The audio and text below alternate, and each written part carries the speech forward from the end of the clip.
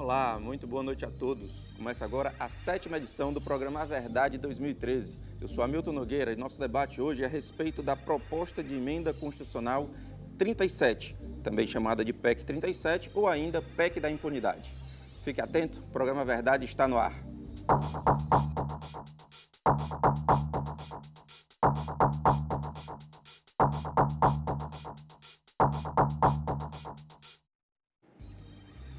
Olá, para conversar sobre a PEC 37, trouxemos aqui ao estúdio hoje Rinaldo Janja. Rinaldo é promotor de justiça e presidente da ACMP, a Associação Cearense do Ministério Público. É nossa estreia do Rinaldo hoje. Eloilson Landim, promotor de justiça e membro da PROCAP, Procuradoria dos Crimes contra a Administração Pública, também participa. Muito boa noite, Eloilson, Rinaldo, prazer recebê-lo pela primeira vez, prazer tê-los, né? Mas a estreia hoje aqui é do Rinaldo. Rinaldo, por favor, começa contando para a gente, explicando aí professoralmente o que é o Ministério Público, uma ferramenta extremamente importante, veio com a última promulgação da última Constituição, mas que parece que a grande massa não conhece. Boa noite. Boa noite, Hamilton. Realmente o Ministério Público veio a ser incrementado, né, se podemos assim dizer, a partir da Constituição de 1988, que é a chamada Constituição Cidadã de Ulisses Guimarães. O Ministério Público não é nada mais do que o defensor da sociedade. É, por essência, o advogado da sociedade, atuando como titular da ação penal, atuando nas investigações necessárias a que o Estado brasileiro funcione corretamente, atuando também na defesa do patrimônio público, na defesa do idoso, na defesa da probidade administrativa, na defesa da criança e da juventude, na defesa do meio ambiente. Então, em todos esses aspectos, o Ministério Público atua. E essa atuação é importante em defesa da sociedade. Por isso que eu sempre digo que o Ministério Público é o advogado da sociedade e precisa desse feedback, precisa da contribuição, da colaboração da sociedade para que ele venha atuar de uma forma mais segura, de uma forma mais independente, né? E contribua para que a sociedade cresça, né? Juntamente com o Ministério Público. Vamos exemplificar para tornar ainda um pouco mais fácil. Essa atuação é provocada como e por quem? Você detecta que não há, por exemplo, calçadas em determinado bairro. O Ministério Público pode atuar? Atua como? O Ministério Público tanto atua de ofício, que é isso, por iniciativa própria, como também ele atua quando é provocado por qualquer cidadão. O cidadão que tiver que vê alguma irregularidade dentro de todas essas áreas, ele pode provocar o Ministério Público e exigir a nossa atuação. Isso por uma simples denúncia, não precisa formulação de documento, nem nada. Um cidadão comum pode fazer uma denúncia. Exatamente. É importante que, se ele tiver condições de levar os documentos já para o representante do Ministério Público, isso é importante. Mas se ele não tiver essas condições, ele provoca o membro do Ministério Público e ele irá procurar instrumentar nesse trabalho através da documentação, até porque o Ministério Público tem o poder de requisitar documentos de órgãos públicos e também de entidades privadas. Bom, Eloilson, muito boa noite. Olá, boa noite, Hamilton. Tudo bem? Prazer recebê-lo mais uma vez aqui, né? Prazer nosso. Eloilson, essa participação da população existe? Ela é minoritária? Como é a participação efetiva do povo? Bom, temos notado que, de fato, existe uma participação. As pessoas têm evoluído muito no que diz respeito à sua atuação social, no controle social e, logicamente, na provocação do Ministério Público para que atue na defesa dos interesses públicos, né, difusos, coletivos.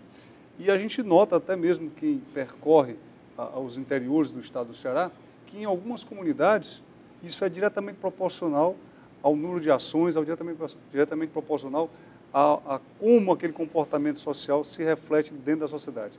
Algumas municipalidades mais politizadas, mais esclarecidas, procuram mais o Ministério Público. Você diz no Brasil, em alguns estados, em algumas regiões? Eu digo da nossa experiência a nível de Ceará. Okay. A nível de Ceará, você claramente evidencia que existem comunidades que são mais politizadas e, portanto, procuram mais o Ministério Público. E existem comunidades não tão informadas dos seus direitos, das suas garantias, e por isso essa busca é menor. E nós sentimos esse reflexo na própria organização municipal, na própria prestação dos serviços públicos.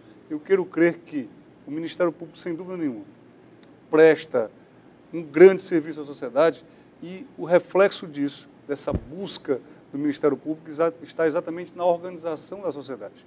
Mas me corrija se eu estiver errado. Vocês concordam que a população não sabe as causas e não sabe efeitos do trabalho do Ministério Público? Ele não está muito distante da sociedade, ou pouca presença na mídia, enfim.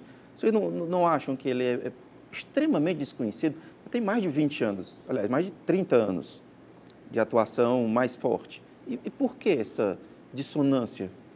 Na verdade, eu não diria que o Ministério Público está afastado. Na verdade, é o desconhecimento mesmo. Aliás, a nossa sociedade vive muito alheia, eu não sei se um alheamento decorrente da própria ignorância, do desconhecimento dos seus direitos, mas vive muito alheia àquilo que o cerca.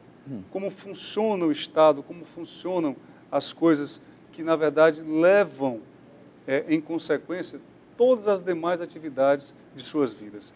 As pessoas não sabem por que funciona uma eleição, não sabem por que existe um direito do consumidor, não sabem a quem recorrer. Na verdade, retirando, eu acho que isso, aliás, em resumo, eu acho que isso é resultado da própria defasagem educacional do nosso povo. Em países onde a educação é mais, digamos assim, presente no seu povo, onde a educação é mais trabalhada, nós temos a atuação do Ministério Público com muito mais força, né? Com muito mais eficácia.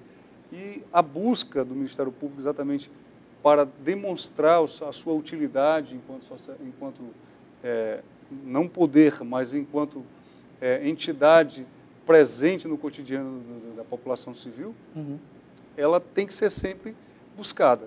E a gente tem conseguido esse espaço. Nós temos tentado e temos conseguido avançar, mas realmente você tem razão, ainda é muito lento. E aí vem um outro aspecto. Há uma distância muito grande. Se você perguntar para alguns jovens, por exemplo, como é que você faz para ser promotor de justiça, talvez você vai encontrar um hiato, né? Um ponto de interrogação. Por quê? Porque muitos não sabem que para você ser promotor de justiça, você obrigatoriamente tem que ter cursado um curso de direito, tem que ter passado 3 anos no estágio obrigatório como na condição de advogado. Ele não vai admirar e desejar ser um promotor de justiça se ele não souber e os caminhos para isso, e nem tampouco os caminhos que o levam a chegar lá. E aí, essa dificuldade, né, levada mais uma vez por uma barreira escolar, porque se você pensar, as pessoas que chegam ao Ministério Público, salvo raras exceções, são pessoas que tiveram uma boa instrução formal, né? E daí, desde cedo, já sabem exatamente o que querem e o que vão fazer. São, na verdade, conhecedores daquele projeto que é desenvolvido pelo Ministério Público. E eu creio que este afastamento começa daí, né? E, logicamente, a imprensa tem um papel fundamental, né, junto com as entidades, as associações de todo o Ministério Público e também as entidades civis, em conhecer e divulgar o trabalho e a importância do Ministério Público para a garantia de uma sociedade justa, solidária e de um Estado democrático pleno. A saída não seria divulgar os resultados das ações? A gente sabe muito quando começa uma polêmica, mas sabe muito pouco a forma como ela termina. Até porque, via de regra, termina com esquecimento. Me corrija também se eu estiver errado. Alguns colegas, Hamilton, em cidades do interior, já fazem trabalho junto a escolas, né? Já fazem trabalho junto à comunidade, no intuito de esclarecer, de mostrar qual é a atuação do Ministério Público. Atitudes, né? do próprio promotor de justiça. Né? A gente tem um trabalho destacado nacionalmente do colega Alexandre Aragão, que ele dá cursos nas comarcas, né? Cursos de fiscalização para as pessoas dos municípios. Né? Ele ensina como requisitar documentos, né? As prefeituras, ele faz um trabalho... Com base na lei de informação. Com base na lei, exatamente. Porque esses documentos são abertos, né? Os documentos licitatórios. Tem que ser, né? E ele ensina como é que a pessoa fiscaliza a atuação do gestor Mas isso é uma iniciativa dele. É uma iniciativa dele, mas hoje, inclusive, a Procuradoria-Geral está dando apoio e ele está viajando. Quando ele tem a oportunidade, porque ele tem a comarca dele, ele vai na comarca onde o colega chama, né, o Alexandre, para dar palestra, ele vai lá e dá palestra de uma semana. É uma atitude assim, muito louvável, né, do colega. E em relação à associação, o que é que ela faz, o que é que ela pretende fazer? O que é que você acha dessa essa ideia de divulgar mais os resultados das coisas. Exatamente. A gente tem a nossa assessoria de comunicação, né? A gente entra em contato com a imprensa, né? Solta release para a imprensa, a gente tem esse feedback, né? Esse contato constante com a imprensa. Mas a gente sabe que ainda não é o contato, assim, não é um trabalho ainda que muito efetivo, né? Ainda não se tem, mas os próprios trabalhos dos colegas, né? Por exemplo, principalmente aqui, por exemplo, aqui, vamos dar o exemplo aqui do Eloilson, né? Na Procap, né? Esse trabalho ele tem uma certa evidência em termos de mídia, né? E isso contribui, né? Contribui para que o Ministério Público, com certeza, seja reconhecido, seja visto pela sociedade. Ok. Bom, por último, para a gente encerrar mesmo o que é o MP e passar diretamente para a PEC, eu queria saber como é a relação interior do Estado do Ceará, ou interior do Nordeste, como vocês acharem melhor, e capitais. Há um descompasso muito grande em termos de efetivo e de efetivação das ações? Hoje, no Ministério Público do Estado do Ceará, infelizmente, toda a entrância inicial está sem promotor de justiça, né? Nós estamos fazendo um concurso público, né? O Ministério Público do Estado do Ceará está fazendo um concurso público. Infelizmente, existiram alguns problemas, né, no decorrer do certame, mas nós vamos resolver para que todas essas comarcas sejam providas. A gente ainda tem esse problema. Temos hoje alguns somente problemas na capital, é isso? Não, a entrância inicial, que são comarcas, são cidades de menor porte, né, elas não estão ainda não estão providas, todas providas, né? Mas a entrância intermediária, a entrância final, que é Fortaleza, e todas as promotorias estão com promotores de justiça. Só para acrescentar o que o Janja disse, existe uma diferença fundamental entre existir um promotor na comarca e não existir um promotor na comarca. Sem dúvida, a existência, a permanência de um promotor na comarca, residindo, trabalhando diuturnamente, ouvindo os reclamos da sociedade, faz uma total diferença quanto ao aproveitamento dessa demanda cidadã. E hoje, como é que estamos? Vamos só esclarecer, como é que estão as comarcas hoje? Hoje, as comarcas iniciais, ou seja, aquelas menor índice de processo e também de população, são as que são de entrância inicial, ou seja, quando você passa num concurso, você vai direcionado para elas, elas estão descobertas. Não existem promotores para que as atendam. Isso é a nível de Ceará. Cada estado tem a sua realidade. Estamos enfrentando realmente essa questão, que foi exatamente a demora na execução do concurso, não por vontade da Procuradoria-Geral de Justiça, mas em decorrência de recursos judiciais e administrativos, que levaram ao retardamento. Então, na verdade, se pensa já, a nível de Procuradoria-Geral, de um processamento da seguinte maneira: ao terminar esse concurso, já iniciar um outro, porque essa falha, essa ausência de promotores de justiça numa comarca é extremamente prejudicial. Podem ter certeza disso, porque o promotor lá estará fiscalizando a atuação da polícia militar e judiciária, estará fiscalizando a gestão administrativa, estará fiscalizando a prestação dos serviços públicos que são dispostos ao cidadão, estará verificando a questão da defesa do consumidor contra os abusos, né, decorrentes do comércio local, estará verificando o direito das crianças, dos adolescentes, atendendo a problemas relativos aos idosos. Sem esse profissional, enfim, fica um vácuo sem esse profissional absoluto. Fica um vácuo tremendo, né, já que outros profissionais da área, que eu lembro, a Defensoria Pública também, existe um vácuo muito grande que não é preenchido. Okay. Então, isso é fundamental. Ok. PEC. Vamos à PEC. O que é uma proposta de emenda constitucional e o que é essa tão falada e famigerada PEC 37? A PEC 37 é uma proposta de emenda constitucional de autoria de um deputado do Maranhão. Cujo nome é? Do PT do Maranhão, deputado Lourival Mendes, delegado de polícia e também que já foi investigado pelo Ministério Público. O que é que a proposta de emenda constitucional quer? Ela quer dar exclusividades às polícias civis dos estados e à Polícia Federal para exercer a investigação criminal. Certo. Tá certo? Aprovada, se por acaso for aprovada esta PEC, só as polícias civis e polícias federais irão investigar. Serão alijados desta atividade o Ministério Público, que exerce a investigação criminal, e outros órgãos que também exercem a investigação criminal. A exemplo de Receita Federal, Banco Central, COAF, que fiscaliza a movimentação financeira, IBAMA. Via de regra, o caminho do dinheiro é o caminho do fisco, crime, né? Exatamente. Então, todas essas investigações serão comprometidas, né? Haverão ações judiciais anulando essas investigações, porque, caso passe a PEC 37, só as polícias terão o poder de investigação. Para ficar claro, torna exclusiva essa atribuição. Então, o Ministério Público não pode, por hipótese nenhuma, atuar, pode acompanhar. Não, exatamente. O Ministério Público vai acompanhar como fiscal, fiscal do ordenamento jurídico estatal e como quem exerce o controle externo da atividade policial, porque o Ministério Público tem essa atribuição constitucional, ele vai simplesmente ficar vendo de longe a atuação da polícia e esperando receber o resultado do trabalho da polícia. Ele não mais atuará do processo ele como investigação. Não, ele como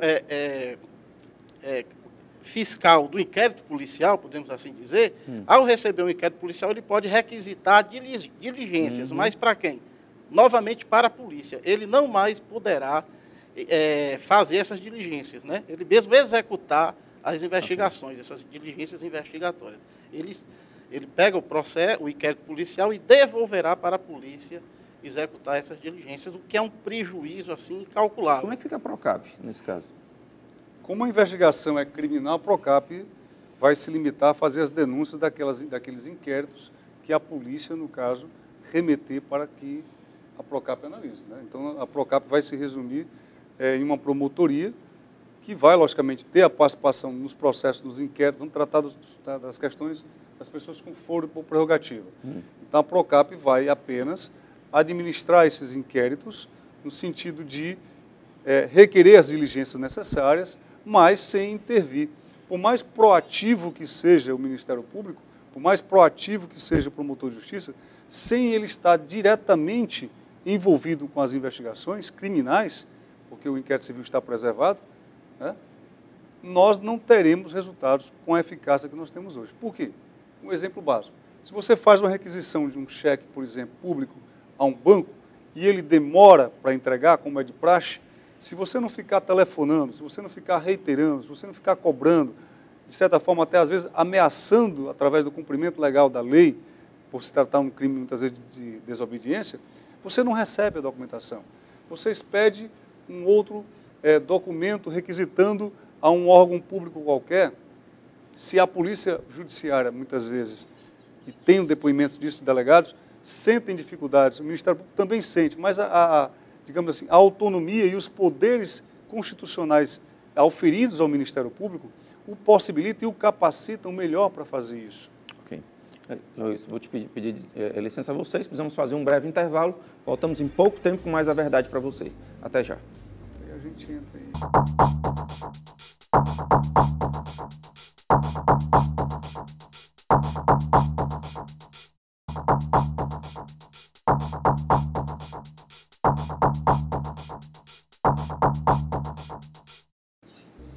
Olá, estamos de volta, segundo bloco do programa Verdade de hoje, discutindo a proposta de emenda constitucional 37, também chamada de PEC 37 ou ainda PEC da impunidade. Participam hoje aqui no estúdio Rinaldo Janja. Rinaldo é promotor de justiça e presidente da ACMP, a Associação Cearense do Ministério Público. Participa também Eloilson Landim, promotor de justiça e membro da Procap, Procuradoria dos Crimes contra a Administração Pública. Temo que a Procap feche as portas dessa forma, com a PEC 37. Quero que você comente isso, quero que você explique também o que é o foro privilegiado, para a gente ficar sintonizado aqui. Perfeitamente. O foro privilegiado ou a prerrogativa de função é exatamente a possibilidade que tem de se julgar apenas pessoas que exercem cargos públicos e em função desses cargos públicos, essa possibilidade ou a exclusividade são dos tribunais. No caso, o Tribunal de Justiça do Estado do Ceará tem como órgão que recebedor de todas as demandas do Ministério Público que envolvam pessoas que tenham este foro. Quem são essas pessoas no Estado do Ceará? Prefeitos e deputados estaduais ou secretários de Estado. Afora isso, né, o Ministério Público, no caso da Procap, somente investiga caso haja complexidade, por exemplo, essa situação que é tratada hoje com relação à questão relativa ao mensalão que haveria em Fortaleza, né? Por que isso está na Procap? Exatamente porque lá é um órgão técnico preparado e como é considerado o caso de uma certa complexidade, seria como se tivesse assim, a questão, quem tem o know-how para se discutir esse assunto seria os operadores da Procap. E, logicamente, em conjunto com outros órgãos do Ministério Público, no caso o GAECO. E, de outro lado, quando envolvam interesses de vários municípios do estado do Ceará. Então, a Procap atuaria aí. Você perguntou, a Procap fecha as portas? Dentro desta visão que nós passamos a conhecer a Procap nos últimos 3 ou 4 anos, de 2009 para cá, nós diríamos que estariam encerradas a Procap nesse sentido. Nós iríamos trabalhar como se trabalhava antes, ou seja, receberíamos os procedimentos da polícia, faríamos a análise procedimental da viabilidade ou não, né, de ingressarmos com a ação penal ou pedir o arquivamento do inquérito. E remeteríamos isso ao Tribunal de Justiça. Que, por sinal, vale-se dizer, o Tribunal de Justiça do Estado do Ceará não tem nenhuma Câmara especializada para julgar os processos relativos aos crimes contra a administração pública. O que praticamente isolaria esse tipo de problema sem a atuação da Procap. Exatamente. Hoje justifica-se, penso eu que haveria necessidade de se pensar nisso através da presidência do Tribunal de Justiça. Por quê, professor Jânio? Eu entendo que nós já temos uma demanda, né? Nós temos uma demanda a justificar a criação de uma Câmara específica para tratar desses casos, que é vantajoso. Por quê? Porque você cria especialistas, você cria magistrados afinados com o tema, do mesmo modo que nós não temos varas criminais afinados. E nós poderíamos dar muito mais visibilidade às ações e resultados. E nós poderíamos cobrar, porque veja como acontece hoje, as ações que o Ministério Público ingressa, as ações penais que a Procap, através do seu procurador, coordenador, ingressa no Tribunal de Justiça, ela está disseminada para os embargadores das 2 câmaras criminais comuns.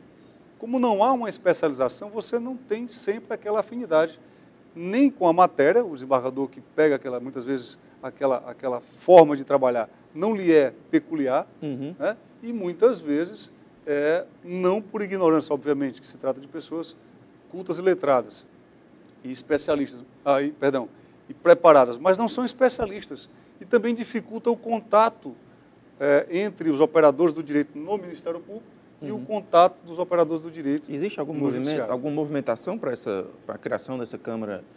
Eu desconheço, particularmente, você, Jânio. Eu também, eu não conheço. Não existe. E isso aqui, você realmente está tocando esse fato de primeira mão. Ok. Bom, em relação ainda, mais diretamente, então, à PEC. Os policiais, delegados, na verdade, Polícia Federal, são a favor da PEC. É um movimento... As associações, né, dos delegados já se manifestaram a favor da PEC. Em sua maioria... As associações nacionais são favoráveis, inclusive com uma atuação muito forte junto aos deputados, né, lá em Brasília. Eles atuaram muito forte, inclusive, na comissão especial, onde nós tivemos... A PEC teve 16 votos a favor e apenas 2 contrários. Porque a comissão especial, para que o público saiba, é um momento que existe no processo legislativo, antes de ir para plenário e sair da CCJ, da Comissão de Constituição e Justiça, o processo, a PEC, a proposta, ela vai para a comissão especial, que é o momento onde se travam os debates, onde se tem as audiências públicas, né, onde são ouvidos os interessados na matéria. A partir dessa comissão especial, a partir da votação, é que há a admissão ou não para que a PEC vá para plenário.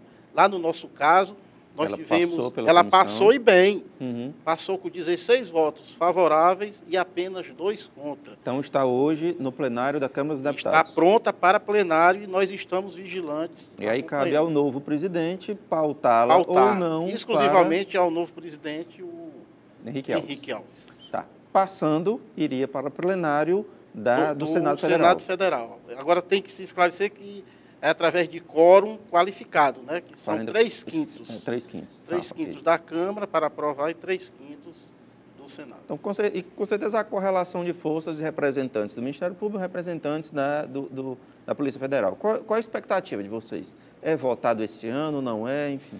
Eu acredito que, diante do atual momento político brasileiro, onde nós temos intervenções do Ministério Público, seja no caso do Mensalão, seja na denúncia que foi apresentada recentemente contra o senador Renan Calheiros, né, eu acredito que, pela exposição que o Ministério Público está tendo de enfrentamento com relação a essas matérias relativas à corrupção, não tardará a ser apreciada, não tardará. E na verdade, as associações das polícias judiciárias estão realmente fazendo o que é justo, está dentro do direito deles, fazendo exatamente um lobby no sentido de que isso seja realmente decidido e seja decidido logo. E é bom que seja. Agora, lamentavelmente, se isso vier a acontecer, o prejuízo para a democracia brasileira será muito grande. Uhum. E nós não vemos assim a população mobilizando-se, o Ministério Público mobilizando-se de forma efetiva, indo às ruas, porque não adianta fazer revolução sentado numa cadeira. Não adianta você falar para ser ouvido, gritar para ser ouvido dentro de um quarto. Você tem que ir para as ruas. Ok. Bom, nós temos uma ligação. Alô, boa noite. Alô, caiu? Caiu. Vamos lá, segue adiante. Sim, perdão, eu interrompi. Bom, diria que... Mas se hoje acontecer, vocês acham que o Ministério Público perde a votação? A causa do Ministério Público? Essa é uma opinião pessoal. Eu não sei a do professor Janja aqui, mas a minha pessoal é que, se não passar textualmente como está aí, mas pelo menos com grandes restrições... Hoje nós estamos fazendo trabalho junto aos deputados federais. Cada associação estadual está entrando em contato com a bancada do seu estado. Com a bancada do seu estado. Eu acho que hoje há uma incógnita com relação à aprovação ou não. A receptividade não dá para mensurar. Até porque os deputados também eles alegam que não tomaram conhecimento ainda da matéria, a matéria estava só na comissão especial, não chegou no plenário, né, nos gabinetes dele, mas, por exemplo, aqui no Ceará nós criamos a Frente Estadual contra a PEC 37. Essa frente é composta pela Procuradoria-Geral de Justiça, pela Associação Cearense do Ministério Público, diversas entidades como CNBB, Comissão Brasileira de Justiça e Paz, a APAV, deixa eu ver mais aqui, Movida, que é o Movimento pela Vida, e várias essas entidades, a Associação Cearense de Magistrados, que está nos apoiando, a Associação dos Defensores Públicos do Estado do Ceará. Então, todas essas entidades estão fazendo parte dessa frente e... Rinaldo, agora sim temos uma ligação. Alô, boa noite. Boa noite. Seu nome? Ana Lúcia. Ana Lúcia, você tem pergunta ou comentário, Ana Lúcia? Eu gostaria de fazer uma pergunta. Fique à vontade. Bom, vendo que a PEC 37 ela vai contra os interesses da sociedade, eu gostaria de saber dos promotores aí presentes, a quem interessa essa PEC? Quais os interesses por trás dessa PEC? Pergunta fundamental, Ana Lúcia. Muito obrigado pela sua participação. Ligue outras vezes. A quem interessa? Quem é o patrão aí? Isso é uma pergunta que fica no ar, Hamilton, porque enquanto o crime organizado cresce, enquanto a macrocriminalidade ela avança os seus tentáculos até mesmo para dentro do Estado, que nós precisamos reforçar o sistema de segurança pública brasileiro. Compartilhar investigações, trazer todas aquelas entidades que atuam na área investigativa para o mesmo lado, para trabalhar em conjunto. E surge uma proposta de emenda constitucional dessas, de lesa pátria. Então fica no ar. Quem interessa? Será que existem forças ocultas semeando esta PEC 37? Quanto ao argumento de que a Constituição é uma atribuição constitucional das polícias, isso resolve ou você acha que não? Que não é só isso? Um dos argumentos da Polícia Federal é que é uma atribuição constitucional dela. É uma atribuição constitucional, mas não é uma atribuição exclusiva. Até porque o Ministério Público, ele é o titular da ação penal, ele exerce o controle da atividade policial. O Ministério Público, dentro da Lei Orgânica Nacional do Ministério Público, ele pode requisitar diligências, pode requisitar documentos, o Ministério Público pode fazer a sua própria investigação, como a Procap realiza, e essa forma de trabalho do Ministério Público, a investigação do Ministério Público, já foi posta para julgamento no STJ, e o STJ disse que o Ministério Público pode investigar. Existe já um processo no STF, onde nós estamos vencendo o poder investigatório do Ministério Público, e o processo está com vista para um ministro que eu não recordo o nome, mas isso está discutido no STF, e a tendência é que, para que o Ministério Público possa investigar, garantindo esse poder de investigação do Ministério Público. Então, para que dar essa exclusividade só à polícia? Repetir a pergunta da Ana Lúcia para o Heloísio. Certo, a quem interessa? A quem interessa. Eu pergunto a mim mesmo e já sei da resposta. Realmente se interessa a quem está sendo incomodado. Veja bem, no momento em que você tem uma luta dessas, no sentido de apoiar uma medida, uma proposta de aprovação de uma proposta de emenda constitucional, para tirar de cena uma instituição que está contribuindo com a defesa da cidadania, com a defesa da segurança pública, que, de um modo geral, você está combatendo a criminalidade. Na hora que você quer excluir aquilo, quando, na verdade, na contramão há uma grita por segurança, uma grita por justiça, e você quer tirar uma instituição importante, né, nesse papel, eu creio que só pode haver interesses contrariados daqueles que estão sendo investigados e processados, que são realmente aqueles interesses defendidos por alguns, ou pela maioria, se assim for aprovada, dos parlamentares brasileiros.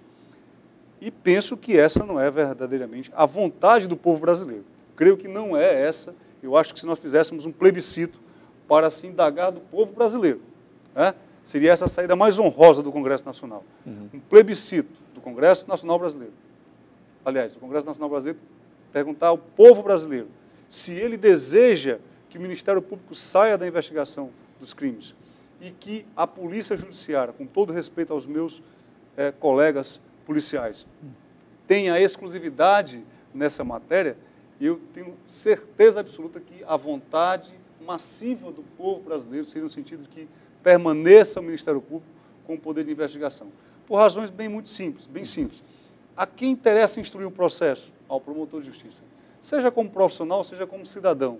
Como profissional, imagine você ter um trabalho imenso, né, para formular uma denúncia e, ao final, você não ter a certeza de que todas as provas que você necessitaria estão lá.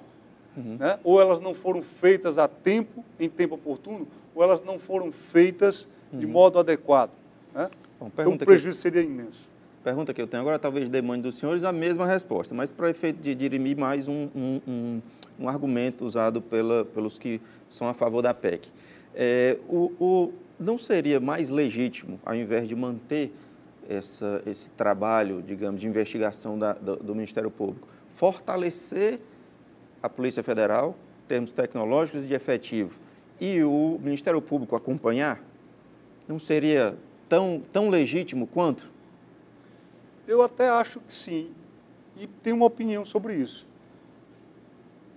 Eu acho que as associações de delegados deveriam preocupar-se também em querer para eles as garantias que o Ministério Público tem para investigar, ainda que em determinados aspectos, não de forma abrangente.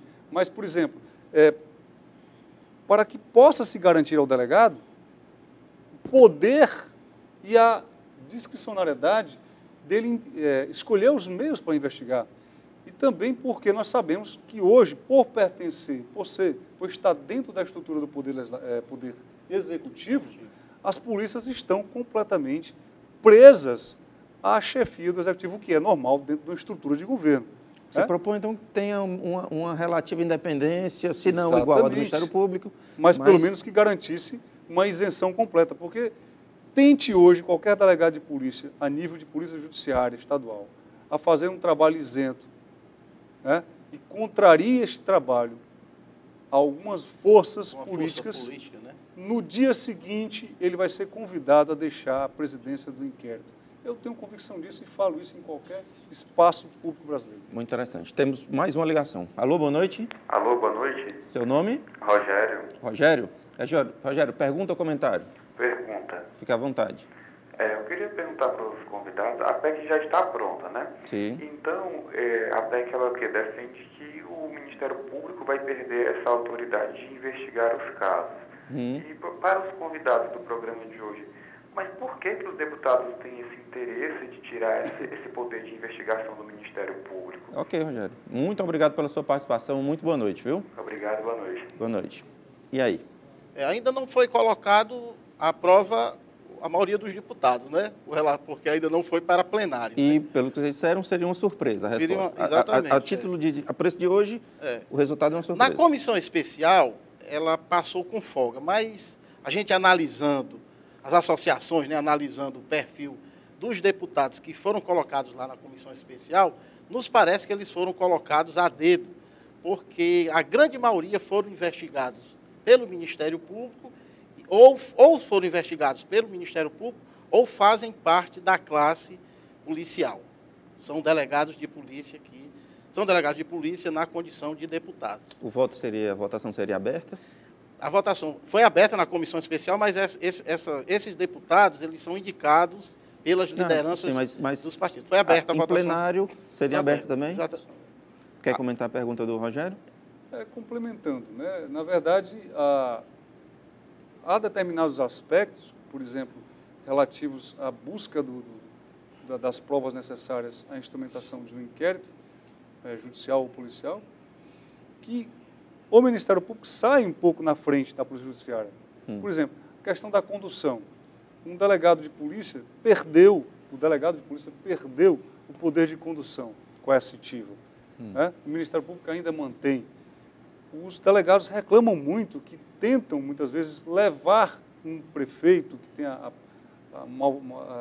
malsinada condição de prerrogativo de foro, que é um prejuízo para a nação, isso é a minha opinião, né? A existência deste instituto. Então, o delegado tenta e o prefeito se esquiva, não vai, se recusa. Aí o delegado, quando muito, perdeu o tempo da investigação. Aí ele tem que peticionar ou representar ao juiz para que o juiz, dando vista ao Ministério Público, faça a apreciação desse pedido. Se fosse um procurador? Se o prefeito não vir, na verdade, então ele pode ser conduzido. Se ele não for réu, obviamente. Sim. Se ele for réu, ele pode até não vir e dizer que não quer vir. É um direito ouvir e ficar calado. Mas muitas vezes você tem testemunhas importantíssimas e todo o processo ele tem tempo, tem um momento específico. Né? E essas recusas, essas situações que deixam muitas vezes a polícia algemada, ao contrário, ou seja, presa, né, a essas dificuldades. Requisições que não são concedidas, prazos que não são cumpridos, porque para se fazer a investigação, é bom que se diga, a polícia, assim como o Ministério Público, utiliza de expedientes e conta com a colaboração das demais entidades públicas. Se essas entidades não cooperam, né? Não cooperam, e aí no Ministério Público nós temos as questões que são afetas à obrigatoriedade. Tá. Luiz, a gente volta já com o assunto, aí eu devolvo a palavra para você. Precisamos fazer um breve intervalo e voltamos daqui a pouco com o terceiro e último bloco do programa A Verdade de hoje. Até já.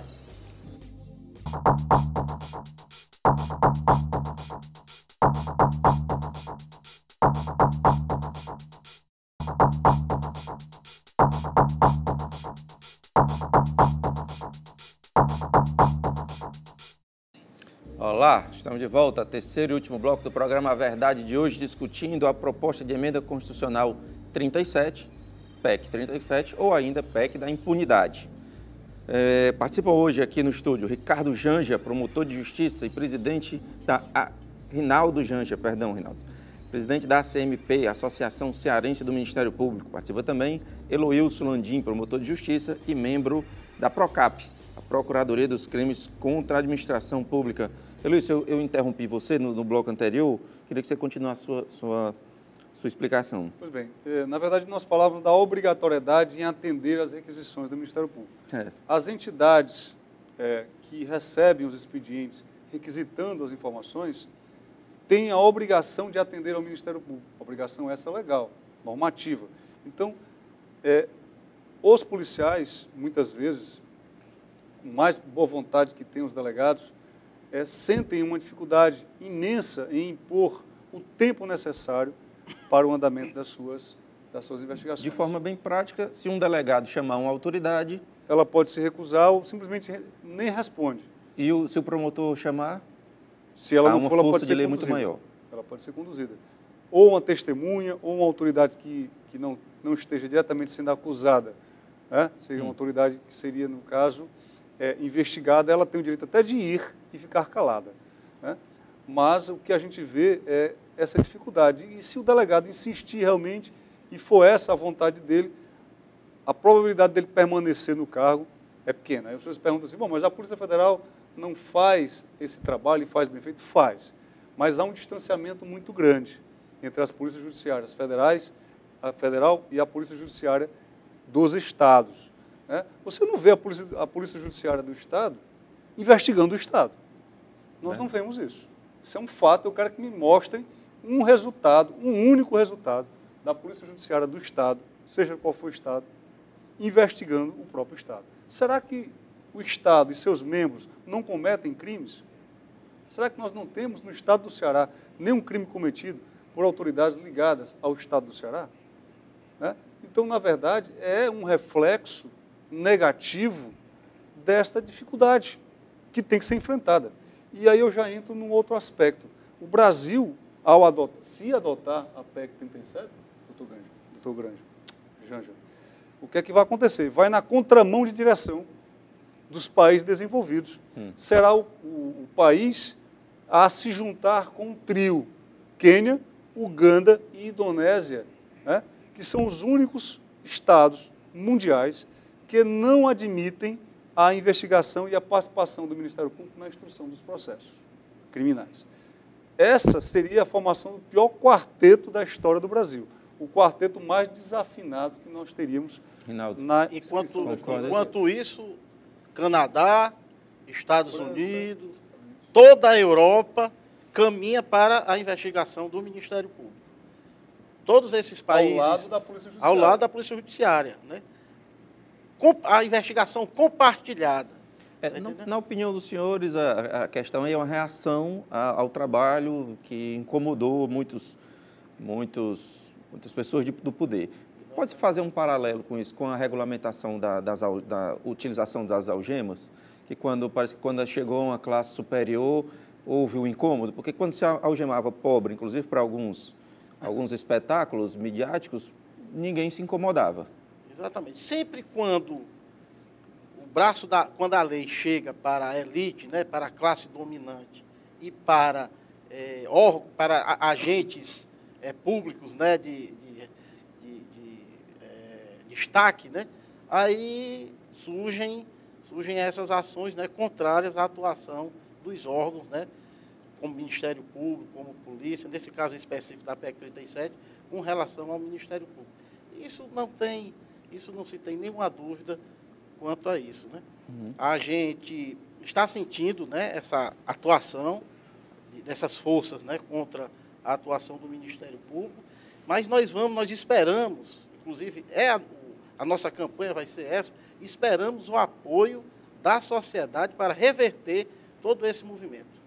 Tá entendendo? Porque a sociedade é quem nos vai apoiar, a sociedade é a destinatária do nosso trabalho. E nós esperamos que a sociedade nos apoie nessa nossa luta. Você listou agora há pouco uma relação de órgãos vinculados que estariam fazendo o trabalho de apoio ao Ministério Público, né? Eu gostaria que você repetisse alguns, inclusive, para que as pessoas pudessem buscar aqueles que mais se... No lançamento da PEC, da Frente Estadual contra a PEC 37, nós tivemos 43 entidades presentes, entre entidades públicas e privadas, entre ONGs, né, a sociedade civil organizada, estiveram presentes. A CNBB estava presente a Comissão Brasileira de Justiça e Paz, órgãos ligados à Igreja Católica, estavam presentes diversos sindicatos, estava presente a Associação Cearense do Ministério, Associação Cearense de Magistrados, que é a associação que congrega desembargadores e juízes de direito, estava presente a Associação dos Defensores Públicos do Estado do Ceará, que representa, né, os defensores públicos. A APAV estava presente, né, que é uma entidade aqui muito conhecida no nosso Estado, vinculada à questão dos direitos humanos. Estava presente o Movida, que é o Movimento pela Valorização da Vida, e outras entidades que estão nos apoiando, que realmente, né, representam, né, a presença da sociedade na nossa frente. Essa possibilidade, não diria possibilidade, mas que o Heloísio citou, de aumentar o poder do policial, do delegado da Polícia Federal, não seria uma saída conjunta, não? Com certeza. Olha, o Ministério Público, ele não quer usurpar o inquérito policial da polícia. Muito pelo contrário. Até porque há determinados delitos que a polícia é quem tem que atuar. Crimes contra o patrimônio, né, os homicídios. Né? Nós queremos atuar em casos que talvez não represente 1% dos casos. Eu não entendo essa casos grita, complexos, né? Casos onde a qualidade do agente delituoso necessita da atuação do Ministério Público com as suas garantias constitucionais, da inamovibilidade, né? A garantia da inamovibilidade que é fundamental. Então, o que a gente reivindica a atuação nessa parcela da investigação é isso aí, é que o Ministério Público atue onde já vem atuando. E com certeza, né, e a gente tem plena consciência disso, que nós estamos dando uma contribuição à sociedade nesse sentido. Como é que a sociedade ajuda isso? A sociedade... Como é que ela pode ajudar nesse processo? Nesse processo, apoiando, sendo contrário à PEC 37, mandando e-mails para os seus deputados, né, abordando o deputado na rua e pedindo que ele vote contra a PEC 37, está entendendo?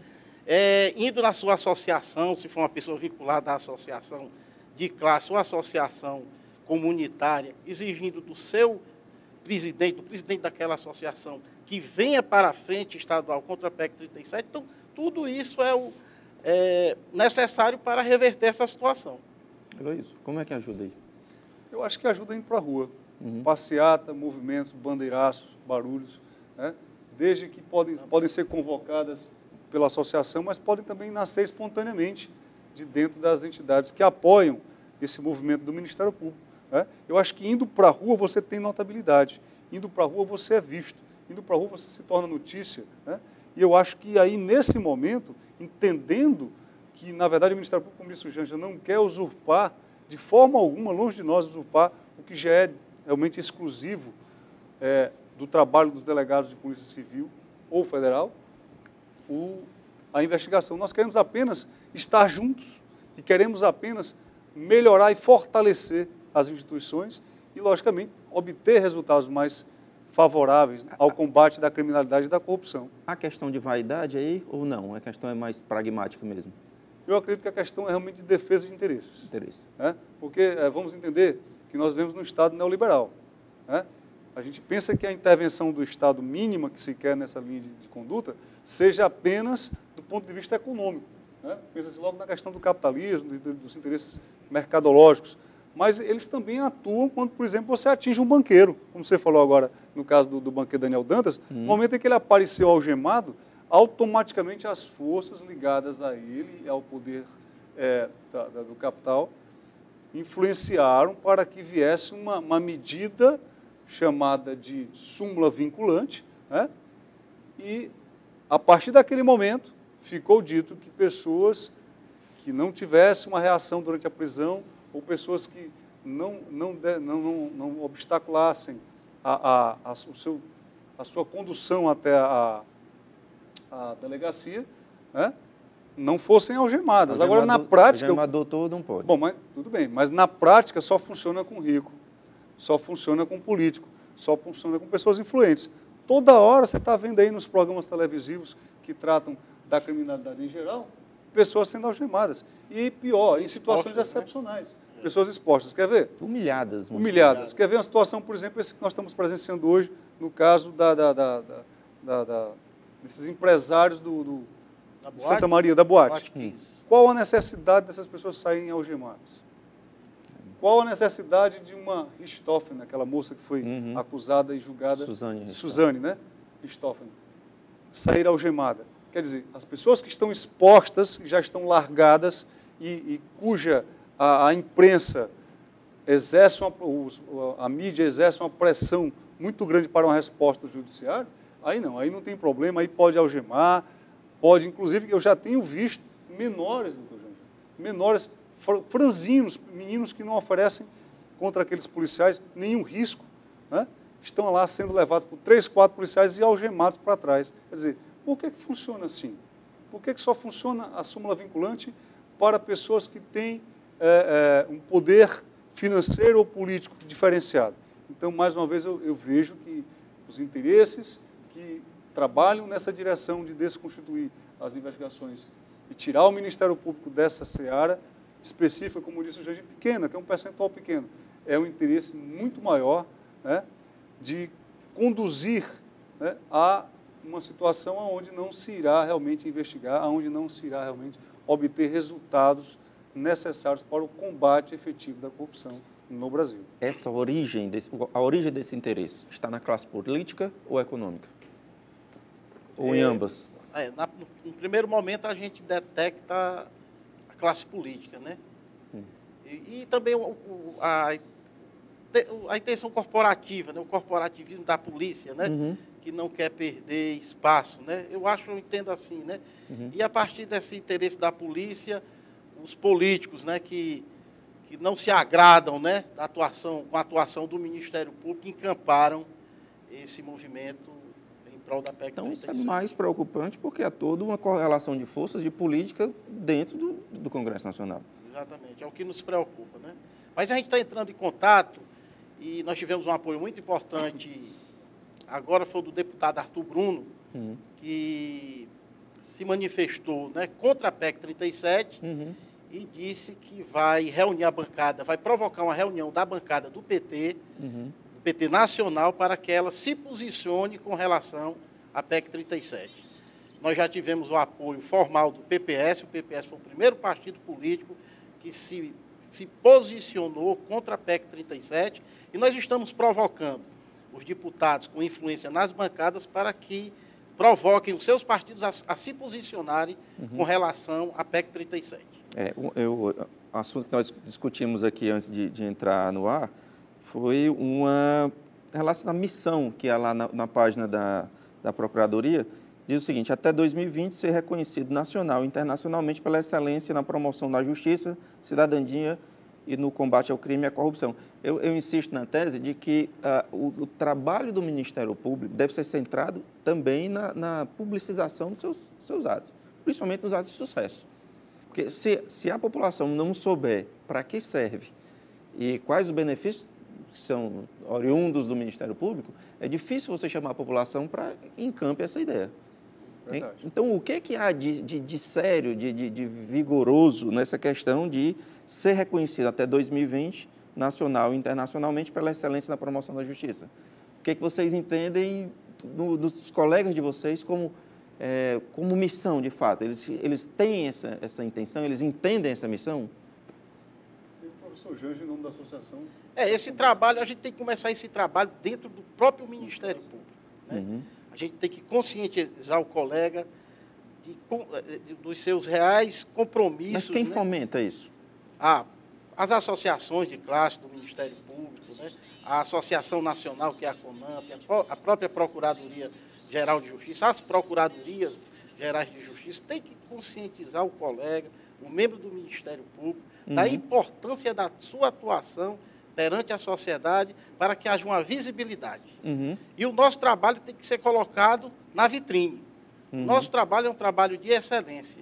E esse trabalho, ele tem que ir para a vitrine para que a sociedade veja, o quão é importante a atuação do Ministério Público. Pois não. Eu acho fundamental essa sua indagação e dizer o seguinte: só é lembrado quem é visto, né?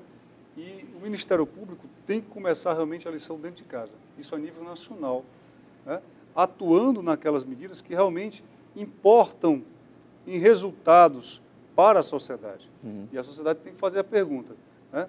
Nós estamos satisfeitos com o que o Ministério Público está fazendo? Se a sociedade responder essas perguntas de forma afirmativa, então está na hora de se aliar ao Ministério Público, está na hora de ir às ruas realmente pedir pela não aprovação dessa PEC 37. Você falou em vitrine, hoje, fundamental, redes sociais. Todos os órgãos estão lá, eu desconheço o Ministério Público, pode ser que esteja, mas eu desconheço, e isso seria fundamental, não? As redes sociais, eu tenho uma certa resistência a essas movimentações basicamente em redes sociais. Porque, na verdade, elas não são muitas vezes vistas. Elas dependem da grande mídia para serem divulgadas, até para se saber o montante e a importância de suas divulgações. Agora, faça uma passeata na Praça José de Alencar, né?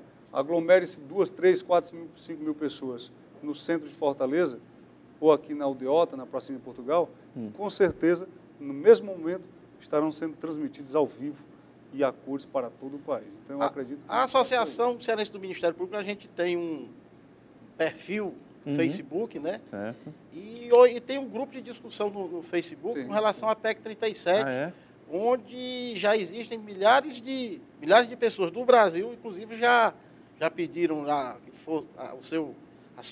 fossem adicionados, né? E participam, discutem, né, a PEC.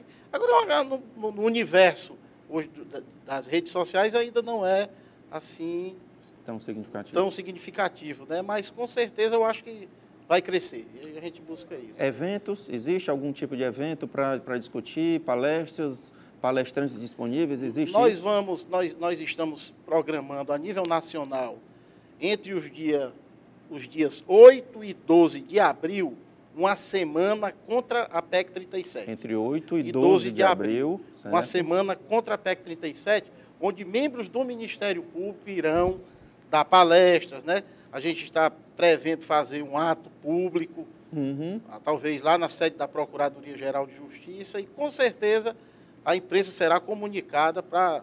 conte conosco aí quando for próximo. E nós faremos visitas também aos órgãos de imprensa, né, para divulgar. Não há data para votação, né? Que fique bem claro, está na Câmara, ainda não tem data, mas nós estamos vigilantes. Quando o anterior presidente, o deputado Marco Maia, ele garantiu às associações nacionais que só colocaria em pauta a PEC 37 após a decisão do STF com relação ao poder investigatório do Ministério Público. Porque, quando eu disse aqui anteriormente, está se discutindo no STF, no Supremo Tribunal Federal, a questão da investigação do Ministério Público. Perfeito. Senhores, agradeço demais a participação, a presença dos senhores aqui. Queria dar 20 segundos a cada um para as considerações finais. Rinaldo. Nós aqui agradecemos e eu queria só deixar claro aqui que o Ministério Público, ele não quer prejudicar a polícia, não quer usurpar o trabalho da polícia. Ele quer somar, ele quer compartilhar, quer o compartilhamento de força, né, para que a gente atue contra a criminalidade. Reforçando, o interesse do Ministério Público é se tornar cada vez mais um órgão, certo? A serviço da sociedade, à disposição da sociedade e entregar-se realmente a esse munus, que essa é a função vocacional do Ministério Público, é servir ao povo brasileiro. Muito obrigado, Rinaldo, muito prazer. Obrigado pela participação. Conte conosco quando estiver mais perto aí da votação. Ficamos por aqui. Terça-feira que vem estamos de volta com mais a verdade para você. Grande abraço e tchau.